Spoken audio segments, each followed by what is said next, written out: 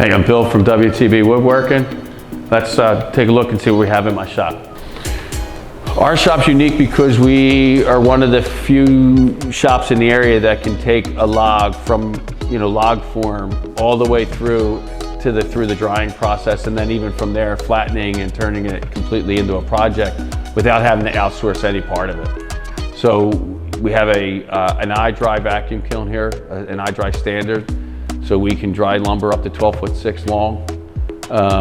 We have a CNC, an Avid CNC that allows us to flatten slabs up to 14 feet long and up to 60 inches wide. This is ash down here, cherry to here, and white oak.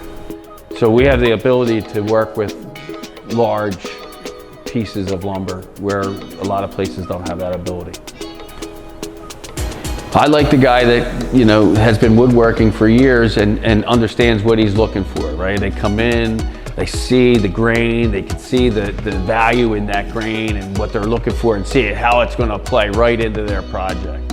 I mean, that's the guy that or gal that I'm looking to really, interact with, because they understand what I see when I look at this pile of wood. They understand, what's there and the reward of taking that and turning it into your finished project.